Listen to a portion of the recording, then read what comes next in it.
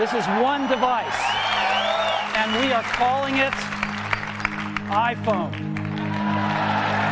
What if I told you that at this very moment, the people working on this historic keynote are terrified?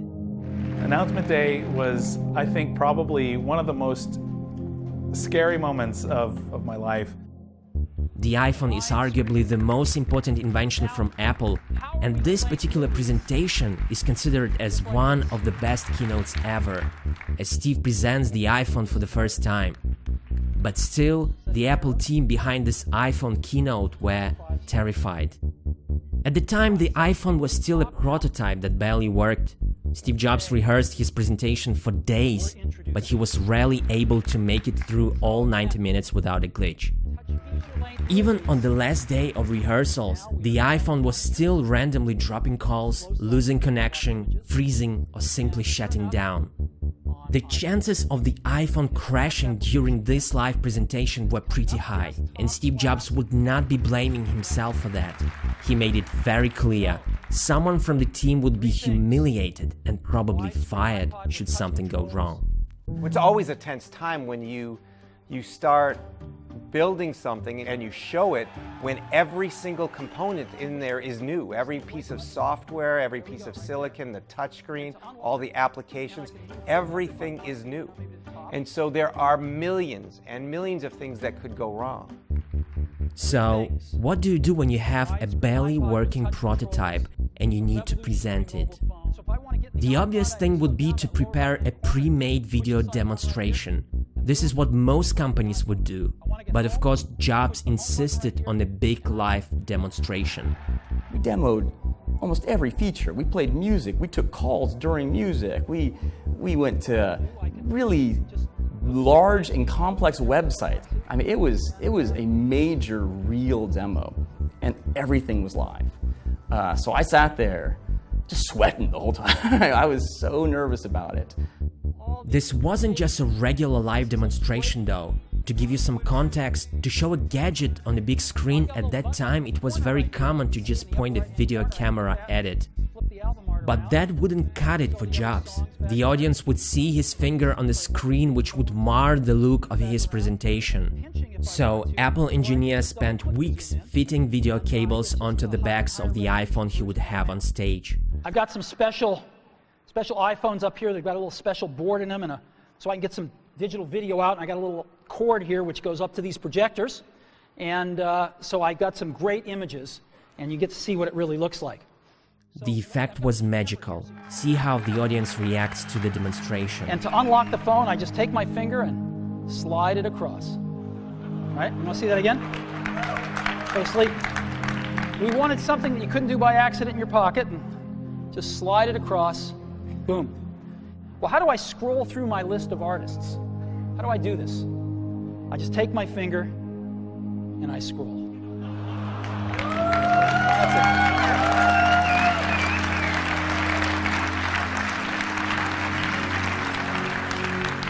Isn't that cool? A little rubber banding up when I run off the edge. I just take my unit here and I turn it landscape mode. Oh, look what happens. I'm in cover flow. The other thing I can do is I can take any of these pictures and I can make them bigger. And so let me go ahead and get the camera back up. Yeah, there it is right there. I can just take my fingers and we call it the pinch. I can bring them closer together or move them further apart to make it bigger or smaller. And so I can just move them further apart and stretch the image. That cool? And move it around. That cool? On the announcement day, the software still had bugs that could ruin the whole live presentation. It could play a section of a song but would crash if a user tried to play the full song.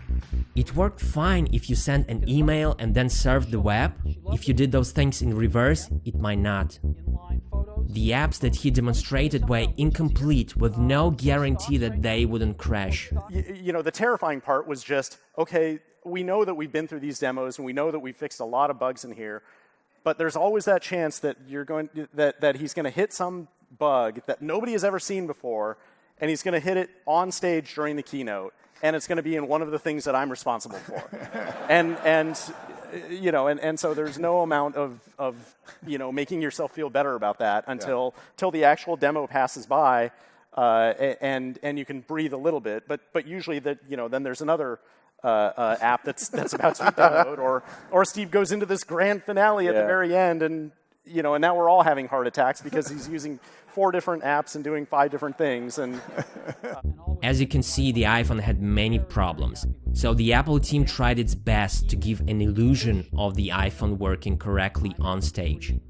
For example, the iPhone had problems with radio signals, so they brought a portable cell tower to make sure there was a good signal. But this still wasn't enough.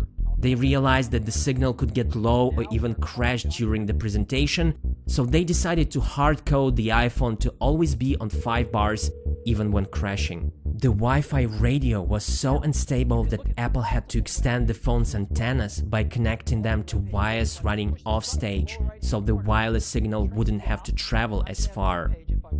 But what do you do if your apps are crashing? The team created a golden path, a specific order that made it look like the iPhone worked. But even when Jobs stayed on the golden path, all manner of last-minute workarounds were required to make the iPhone functional. On the surface, this presentation looks so casual, but in fact it was carefully choreographed. Every click, every scroll, every sequence. When you run into bugs today, that's because it's been worked out. Like then it's just the first time. And you would go, okay, press this one now, wait 2 seconds, press this now. But it was so choreographed. If you went off the script, it could, right? So you had to make sure when the demoers knew exactly what they were supposed to do at which time. However, the biggest problem was that the iPhone ran out of memory. It had to be restarted again and again.